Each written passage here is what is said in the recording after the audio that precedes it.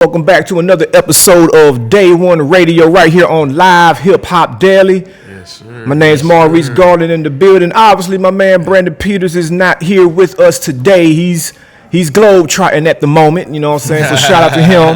But I was just saying before we got on air, it's not every day. It's actually very rare that we have two people from the East Side, three counting myself, on the show at the same time.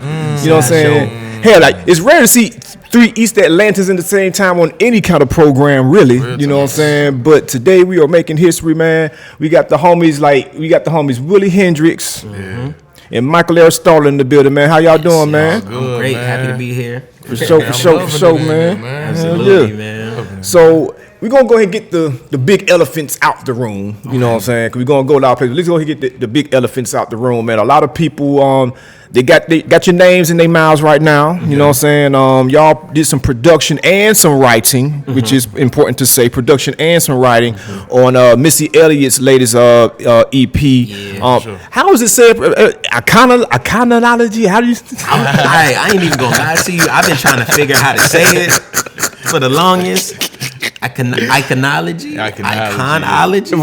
Iconology. Like you see the word, but then you're like, damn, I ain't heard nobody actually say this shit. Is it a real word? Iconology. Right. Iconology. That's how we're gonna say iconology. You know what I'm saying? 5-song EP. Missy's first project in like 13 years? 14, yeah. So I mean, obviously that's something that means a lot to her, to like to, get her out the bed, get her out the house and record music again after all this time.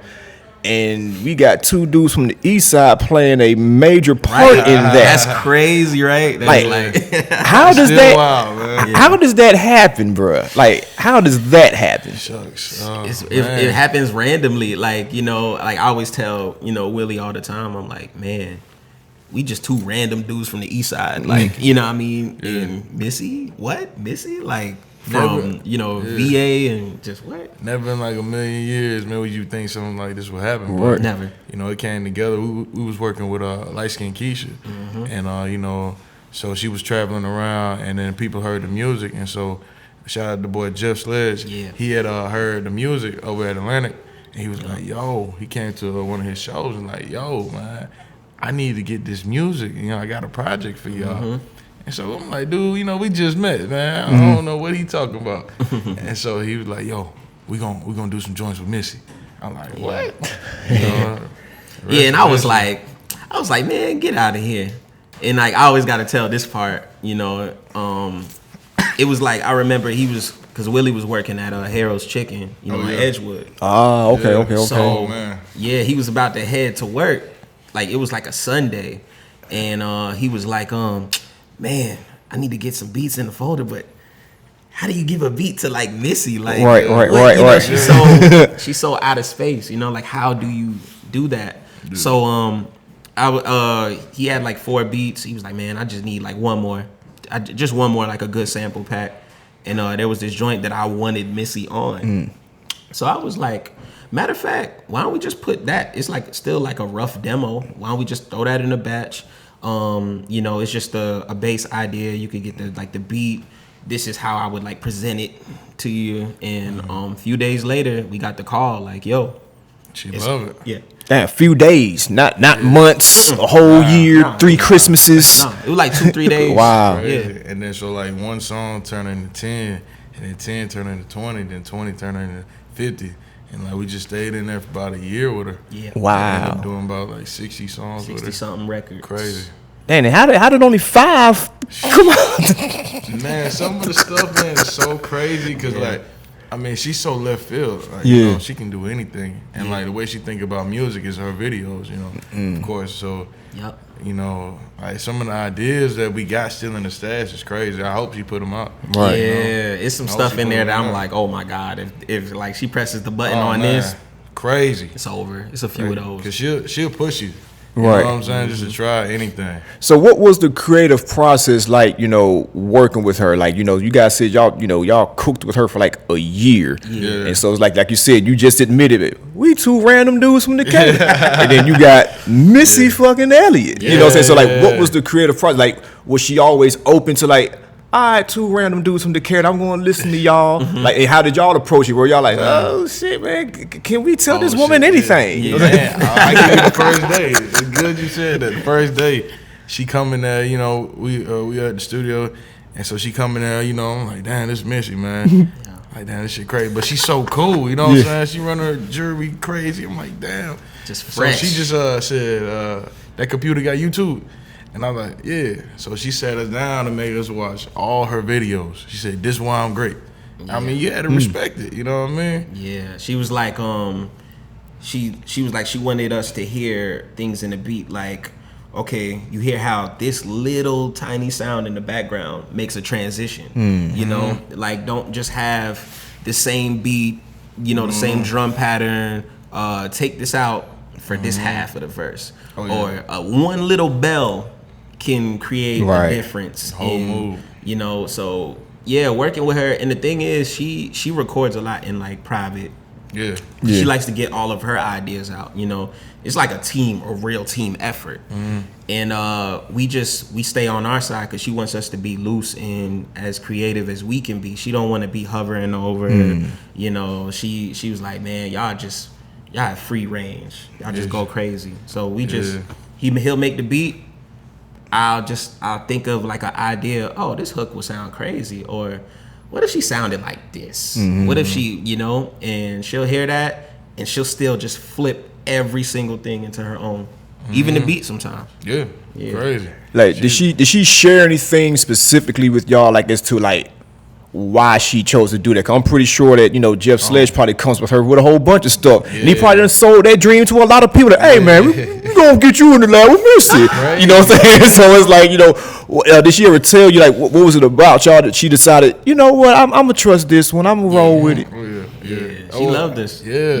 She it was crazy, man. She first day she said, man, like, y'all inspired me. Y'all my musical soulmates. I was like, damn. I'm like, us. You know what I'm saying? We in sweatpants. We just chilling. You know what I'm saying? Like she got some shoes I ain't never seen before. Right. You know what I'm saying? I done just paid, like, we just paid rent. I ain't got no haircut. My fro is, I'm looking nasty. We was fucked up. You know what I mean? I'm looking gross. And she's just so cool and open arms. She make you kind of forget that she's Missy. But she's so fresh, you can't help but it's you. I remember one session, man, we got so cool. Me and her eating wings off the same plate. Wow. You know that's cool. Yeah. That is definitely cool. Wings off the same plate. Lemon pepper. I never get that with the ranch. It was lemon pepper with the ranch. Grease in a bag, you know. Yeah, but she just dope. She just said she liked working with people like that nobody ever worked with before.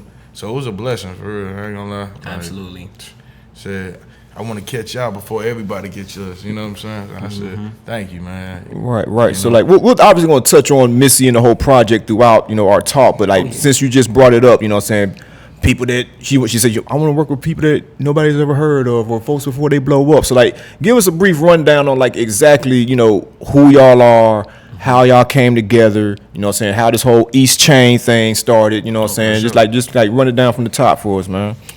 I met Wili, I was like 12. We went to Salem Middle. Okay. You know, we met Eastside. Eastside. For real. We met Salem Middle, but we went to MLK High, so that's when I started, you know, rapping, and I was recording on a headset. I'd put stuff on a blank disc, pass it around. I ended up passing, you know, I would pass music to Wili, because I just remember him just being my homie. Like, it wasn't on no even music stuff either. So one day he was just like, yo, just got equipment. Oh, you gonna get into that in a minute. But he had just got some equipment from a legend, you know, or I'm gonna let him tell that. But he just said, yo, come to my crib, man. You can record. I got a mic. I got I got headphones, man, software. I got all that. And I'm so used to recording by myself. I'm like, we'll see. Right. And then first day, go to, you know, his spot, and every single weekend since then, like a decade, I just been recording. Great. So we made East Chain. He wanted to make a label, you know, and I was like, yeah, sound tight. So East is, you know, for Eastside, Chain is for Golden Chain Drive, where we kind of, you know, came up. Yeah, so Yeah, for sure. I mean, damn. yeah. Shit. I'm glad he brought up the equipment situation, man. But so in my neighborhood, I had first met. I was just be playing ball. Like this family just came from LA, and so I ain't know who he was like that. You know what I'm saying? We would just be hooping, in the neighborhood. And so come to find out, this one time the ball bounced in the street and the car almost just smashed me, right? I was a little kid. And this big dude hop out, Bart Simpson chain, huge. I'm like, who is this dude? He tall, black. And it was Gucci. Right. And I ain't know the whole time I was playing ball with Zay Tobin. Just chopping up. But this was before So Icy dropped. So with the infamous basement and all that stuff, so I would be in there, and I remember this one time when I had Zay, I was like, yo, Zay, man, you got any more extra equipment, man? I really want to start making beats. He was recording somebody. I didn't know who was recording at the time. I was like, bro, Zay. So he stopped the music. He said, what you say? And all you hear Gucci yelling, I'm like, hey, man, get this ugly ass nigga out the studio. He said, bro, you gotta go. And then, so that was my start. You know what I mean? That was my start into the interview, man. For sure. So yeah, I did read that that you came up across the street from Zay Tobin. So it's like, how did that relationship end up, fostering? Did you keep going back even though you was told, man, get this other little nigga over there? You know what I'm saying? Of course, I kept going back in the neighborhood, but we never did no music together. So across the street from there, I linked up with my good friend, and his dad was in this group called Basic Black and like Black Street and all those dudes. So he linked me up with Teddy Riley, and then we just started coming up in there. So that's how we learned the game. Yeah. Wow. Through Silk and all the old school R&B groups. And then, but they was like your uncles, you know what I'm saying? Yeah. They still didn't take you serious and nothing like that. So they made us get out here and grind. Yeah, we be in like it was kind of like a basement type thing. It was one of like Teddy's cribs. Teddy Riley house. So we'll get off work. Crib. Huge. Well, I'm like, crazy. Yeah, people forget, they be thinking because a cat like Teddy Riley might not have a song on the radio at the time that it's like, oh yeah, he just disappeared into the wilderness. He never saved any money. He never did anything, and he just. That got Mike Jack money. When you create a genre, yeah, like New Jack swing, like I always tell people like, man, like we grew up in that school, like the New Jack, swing stuff, and when I really thought about it, I was like, man, that's dope, because I really learned how to really songwrite. We was like downstairs. I never got to meet Teddy at all. Like he wouldn't be there at the time. But the uncles though, like our big homies, our uncles, man. Shout out Mucho, man. Remix, remix loops, like I started learning right there. It's crazy. I mean, and this definitely got to be something that y'all hold dear to your heart, to be able to learn from some older gentlemen who actually know what they doing. You know what I'm saying? Because it's like you can run into all kind of older cats, and they may mean well, but you're like. But you ain't do it. Like you knew a guy that knew a woman. Like you ain't do it. The cousin, you knew, bro. The guy. You know what I'm saying? Y'all linked up over some barbecue or something. Right. Somebody baby's mama. Yeah. It's different. It's different. Nah, they taught us so much stuff, man. It's just about life too. Like, just like uncles, man, and points. You know what I'm saying? Like music and life, go hand in hand. They do. They both need each other. Yeah. You know what I'm saying? So it worked out good. Yeah, you know what I'm saying? So it's like, you got a chance to be around the Zay Tovins, the Teddy Rileys. I heard you mention, Silk and all that kind of stuff. Like, when do you think it was that the older guys, the OGs in your life, started actually like taking you serious? So it's one thing to be like, oh man, I'm just glad that y'all ain't out in the street, bro. Yeah, y'all gonna stay in the house. But it's another thing to be like, hey man, you want to sell that beat to me? Yeah, it might have been when he did a song with Silk. It might have been then. Yeah, this is old song. Nobody would probably like ever hear, but Gary from Silk. We did this. You did a song with Silk. Yeah. Okay. Right? People probably never hear this. Yeah. And I was like 19 and 20 at the time. But anyways, we were just coming around. So I think it all goes back to what Wili said about, they wouldn't just give us anything. Yeah. We really had to get out, really work. So when they start seeing us really work and really start trying to build ourselves and our brand, and they're like, hold up, man, these little dudes wait a minute. Hey, yo, man, pull up, man. Let me get some stuff. You know what I mean? So talk to you, man. Let me talk to you. Man. Just link up over the barbecue. Right. Man, I gotta get you a plate. Let's do it, man. Let's go, brother. You know what I'm saying? So, like, what would y'all say is, like, the first, thing that, you kind of, like, planted your flag in the ground? You know what I'm saying? Because, like, I see that y'all, you got the East Chain thing going on. It's not just y'all two affiliated with that. Yeah. You know what I'm saying? But, well, I know you brought up, like, the whole, like, light-skinned Keisha thing, which is, like, what kind of, like, introduced you to Jeff and Missy and all that stuff in the first place. But, like, tell us, like, what was the first thing you think, were like, this is our flag in the ground. This is the thing, and this is the thing we pushing. I still hard. It's hard because I still don't. I'll say. I always feel like we're trying to plant our flag right all the time. Anytime like I might drop a song or anytime we may be involved with something, I always feel like we're aiming to still, be like we're here. But I think it was recently, super recent, when Missy did the VMAs. Yeah, probably, yeah. Because Throw It Back was on there, and people don't understand. When we made Throw It Back, that was in a living room at our old apartment last summer. What street? Where was it? It was way in Doraville. Yeah, Doraville. Yep, we had an apartment in Doraville. And always late on rent. Yeah, we still owed them some money. I don't necessarily know. But I will say we voluntarily gave up the keys. So I wouldn't say eviction. We gave up the keys. I wouldn't say eviction. Yeah, y'all shit back, man. Yeah, they might have got mad when they opened the door and maybe seen a lot of stuff. A lot of stuff left. But they got the spot back. And that's what matters. And we did that. We was like, man, two dudes from the East Side, had a spot. Made the record in the living room, and now it's like on the VMAs. It opens her set. First video back too, and like she ever did in a minute. Like so, it's like unbelievable. It was crazy, bro. Like we was in there watching it with my mama, my girl, and everybody. We was like, God damn, this is crazy. Like we watching it on the TV. Yeah, I almost shed a thug tear. Hey, mom's watching this. She always used to tell us, like, man, turn it down. Like turn it down. Yeah. So it was dope. I say that VMAs for sure. That I was like, man, this is for real. And it's like it seems like the song, especially like these days, like the good. I mean, of course, people can come up with a lot of bad about internet, social media, but there's a lot of good as well. And like I can imagine one of the good things is like things don't die off. Like people think things can die off very fast because like, oh man, you only get 5 milliseconds to get an eyeball on a timeline, but it's like things can give things so much life. And the example I bring up is like, you say, okay, the song opened up her set on the VMAs, and it's her first video, and then right when you think folks are like, oh, we over it, Will Smith makes a goddamn TikTok. You know what I'm saying?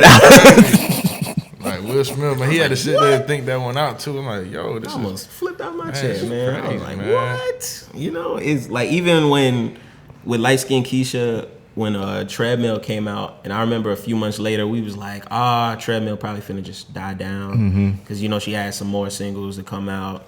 And then Sierra is dancing to it. Right. And we was like, and then, man. A couple months ago, it was on So You Think You Can Dance. Yeah. So I'm like, dang. I was like, okay, we making stuff that's living. Right. And, like not a lot of people, I mean, new or seasoned can say that. You know what I'm saying? A lot of times, when producers come out, like, especially nowadays, like some people are so fixated on creating a brand and a sound that it can get pigeonholed and not really live a lot of places. You know what I'm saying? So I'm curious to know, like, what is your approach to music? Like, granted, you've had, the fortunate and the luxury of like, oh man, we got the Missy Elliot thing, but it's like moving forward, like, are you guys trying to like be like, okay, this is what we sound like, you know what I'm saying? Like what's the path that y'all are trying to, go on? Man, I think every time we go in there create, I always ask him some shit like, hey man, what you trying to make? He be like, man, I don't even know, man. I don't even know, but like I guess, man, I always want to make something. Of course, I would want to listen to, and then something nobody ever did before. You know what I'm saying? I don't want to go completely left field with people like, hey man, that shit kind of whack. You know what I'm saying? But you gotta like, I be trying to balance like what's going hot in the streets, but what I think too, blend the two in the middle. You know what I'm saying? It makes a whole new flavor. Oh yeah, for sure. Like just learning from our OGs, they have music that lives. Yeah, you know, Teddy. Like, come on, like who isn't riding to some Teddy at least one point in your life? Right. Oh yeah. You know, so I think we're just trying to help, I guess, help service in as far as like making more music, like making more of like a soundtrack to your life, and you know, something people get like graduate to, or you know, like just get married to. Yeah, get right. married You to. know Like live music that'll live on, like outlive us. Right. Yeah.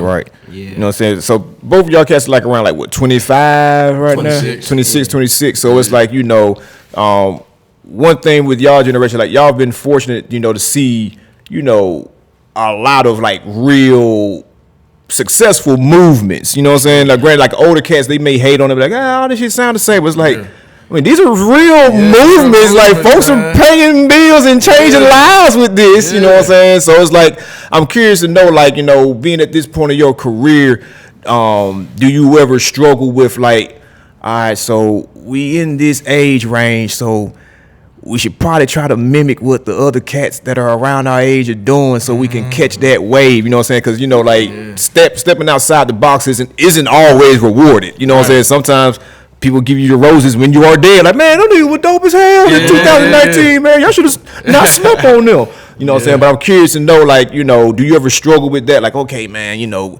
we can easily catch this wave and just eat. Or should we just, we stay over here and try to do our own thing? You want to go ahead? I mean, well, on my part, other people would always tell us, oh man, this wave or that wave or that wave. Like, but I say, fortunately, just wanting to make every type of music. Like, I remember, like, you know, like a year ago or even 2-3 years ago when everybody started doing the dance hall stuff. I remember 2014, we was like, yo, what if we made some dance hall stuff? And then we did make it, but it was still a demo. So never put it out. And then everybody had the dance hall records and the good music to make you dance, you know? So I don't think we ever really looked at it like an age thing. At least I don't think we ever looked at it like an age thing. I always thought, we was like, man, what sounds good? Right. You know, what sounds good to us? For sure. Yeah. Same thoughts. Yeah, pretty much. I mean, of course, man. I sometimes I listen to my niece and like what she listening to. You know, so she younger. She in middle school, going to high school. So like, you know, she real big on a certain artist, and then I know what I think is hot too. You know what I'm saying? So, like I said, just blending the two, man. Trying to meet in the middle to make a whole new wave right there. You know what I'm saying, for our age group. Yeah. You know, we still 26. The club's still going crazy. Yeah, right. The club's still going crazy. You know what I'm saying? And then just the other day we was at a wedding, so I'm like, dang, man, we in the middle. You know what I'm saying? Yeah. Home, you know, friends get married, everybody Right. start family. Right. What's going on here, man? Then we in the strip club the other day. I'm like, oh man, I don't Right? know. Yeah. Like we in the strip, in the strip club, man. That's a real hard question, bro. I'm not gonna lie. That's a real hard question. Yeah, it's a hard one. I say, if anything, we don't do it because like we need to. If anything, we're inspired. Right. Inspired, yeah. You know what I'm saying? So what is the creative process like with y'all? I mean, you know what I'm saying? We have a songwriter and you're an artist yourself, you know what I'm saying? And then we have a producer, how does this creative process work? Like, you know, how do the ideas get generated? Who bounces what first? Like, you know, give us like a fly on the wall description of what it's like, you know. It's a little different every time. Okay. Cause like sometimes I might be working on a beat. He might come in like, "Hey man, switch that snare or whatever. Like switch that hi-hat or slow it down or whatever like that."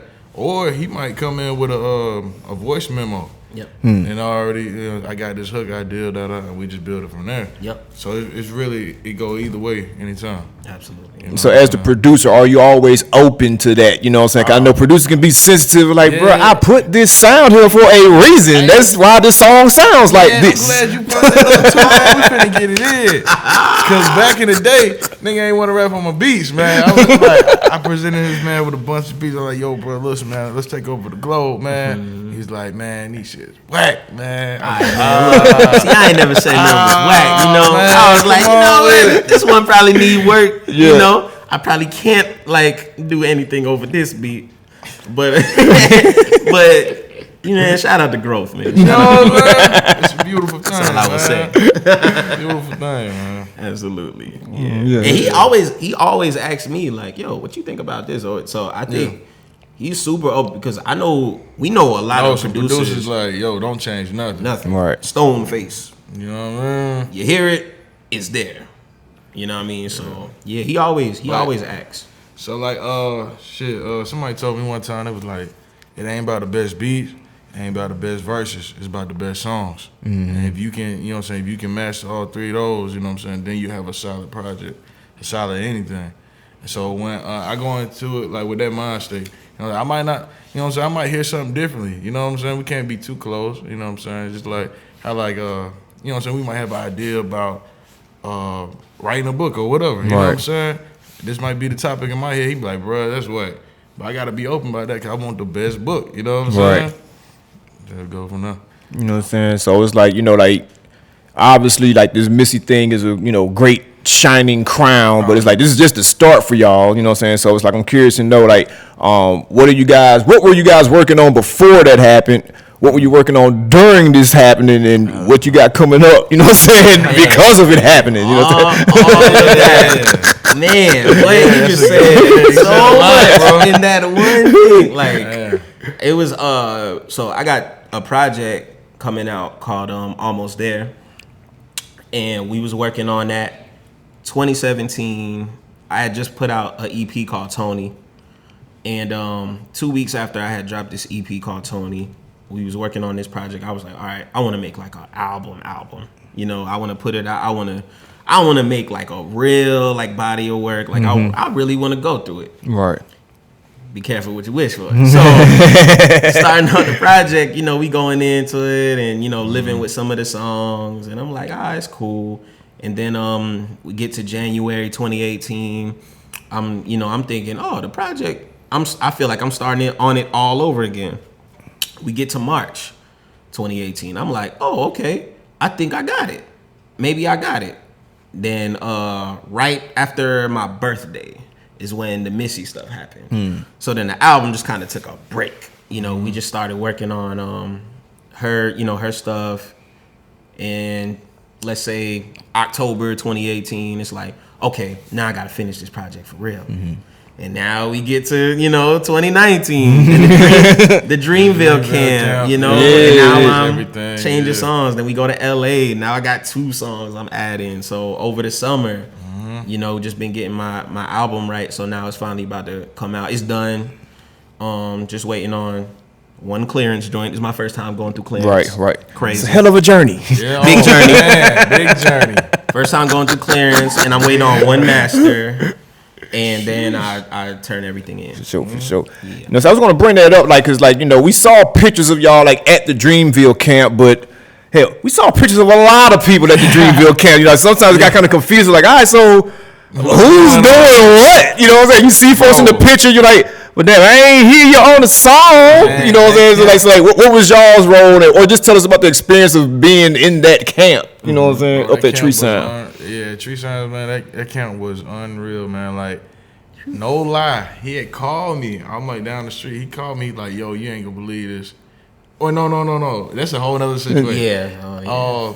We was talking shit. He was like, yo, man, you ain't gonna believe this. I seen Chris Bosh in the lobby.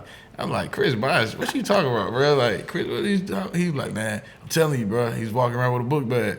And then so all of a sudden, this man Chris Bosh just came in with this huge book bag full of beats, man. Them shit was crazy. Well, at Dreamville or just somewhere else? Dreamville. Oh, wow. Chris Bosh. Chris Bosh, the basketball player. Right when he's talking about, he's like, man, y'all ain't see Chris Bosh in here. Chris Bosh wasn't in here, and then he just walks past, and I just like, I'm like. And as soon as he like gets past the door, I bust out laughing. Like, oh my God. I stepped on Rick Ross' shoe by accident one time. Coming around the corner too fast. He was just chilling, but you know, he wasn't tripping. Yeah. And shoot, man, running into Swiss Beats was crazy. Wow. You know, man. Yeah, I would say our thing was, because we didn't like make it on the project or anything. But I think it was more so of like an experience for real. Yeah, how'd y'all end up in there? 'Cause I know they were sending out like things that were damn near like golden tickets, like you have been invited. You know what I'm saying? So like, how'd you for real? We were like just crashing at like Tree Sound like for like a minute, and it was the night 21 Savage was. I think a lot was probably already made. I'm not even sure, but it was the night he was playing it for Cole. Cole came up there. And right in the beginning of the song where he was like, you know, driving, I just like he literally did drive there. Like we met him right before he got in the car to drive to North Carolina, drive back. Wow. Same day. So he just chopped it up with us, and you know, Groove was like, man, you guys could come here and do the you know, Dreamville, Revenge of the Dreamer. I mean, not Revenge of the Dream, but if you want to bring Dreamville through, you guys can, you know, come through. And Cole was like, oh yeah. We doing Revenge of the Dreamers 3.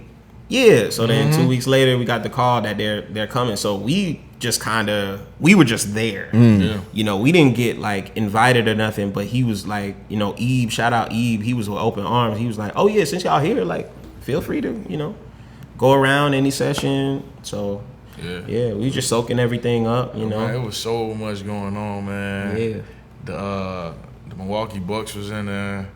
The Milwaukee Bucks. Yeah. The whole team was just in there. Bro. They came in switch, bro. Like they had just beat the Hawks too. I mean, just beat up on the Hawks. Came right after the game. They came with some Krispy Kreme donut. Yeah. Like a stack of like 5 boxes of them things. Not a joke. I seen Akon in there. He was in all white. Yeah. Around the in the cave, I seen Ludacris. T.I.'s walking around with Imani and everything. That magic trick they did on you. So T minus. That was crazy. Shout out to T minus. That dude is a magician. He was doing like card tricks. No lie. And he was doing like card tricks for like Cole, and then one of the homies did some card trick, and the engineer, he was like he like snapped or something. He was like, pulled a card. Cole pulls the card. And he was like, nigga, that's not the card, right? He was like, really? Check his hoodie. Check the engineer's hoodie. It's the card. Wow. So he was like, what? Man, it was getting crazy. Yeah, it was getting crazy. It was a lot of like. So I guess Macklemore's on to something. You heard Macklemore coming out with like a magical rap album. I'm a musician now. I would definitely tune into that, man. You know what I mean? Be magicians, man. Yeah, T minus, you know. So shout out to T minus. It was a lot of like random stuff going on, but a lot of great. Yeah. Cali was in there. Yep. Yeah. Lenny S. S. Yeah. No ID. Oh yeah. True. But you know, that sounds like Tree Sound on the regular. Like Tree Sound, you never know who's in there. Like supposed to be ducked off. You're like, oh shit, man. You see them in the kitchen eating. Like, oh dang, you been here? Man, what you Yeah, doing we were just living there, like crashing there and stuff. Even just working on my album, you would just you might wake see up, see anybody. go downstairs, run into somebody you've been listening to in high school. So Real talk. yeah, Crazy. For sure, man. So almost there. Is it almost there? yes, It's almost here. it's almost here. Okay. You know, probably by next week should be turning in everything. You know, it's definitely coming soon. It's a lot of dope stuff. It's kind of like a story.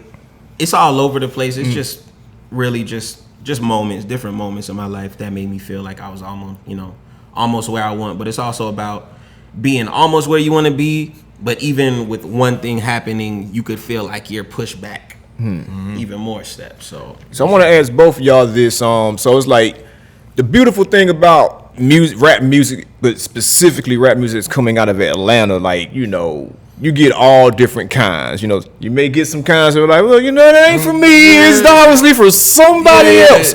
But I wanted to hone in on like what guys like you were doing.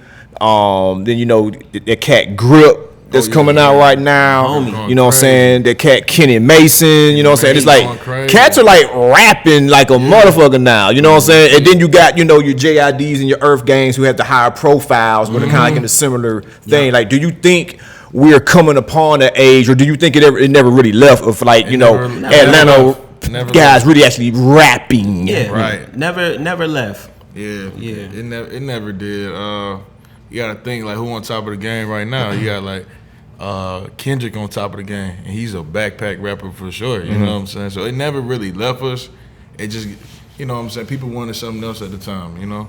Yeah, and I think with like Atlanta is just the best place on earth. Anything, man. You know, and when I listen to the homies like Grip or Kenny Mason or Jid and Earth Gang, Jay Newton, for sure. You know, even our homies at East Chain, you know, the Kid Have, HQ Jones, you know, like it's like nostalgia in a sense. And when I listen to, you know, these projects, like I was listening to Grip Project, Snub Nose, and it just brought back hella memories just in general. And I was like, oh man, because a lot of people I listen to, you know, from Atlanta, I'm like, wow, I'm seeing this as well. Yeah. So this how, you know, they must have felt when Outkast dropped, you know, the first album, and everybody, you know, hearing these streets, all of these things, and I was like, wow, okay, it's cycling back, like it's really like, you know, this is about to happen. It's the new wave. Then it's so many different perspectives in Atlanta. You know what I mean? Right. Like you got the hood down the street, and then you got a real rich spot, you know what I'm saying? You got the wing spot, anything, you know what I'm saying? You know? So it's like, I can get it, you know what I'm saying? It's like a melting pot of music here, bro.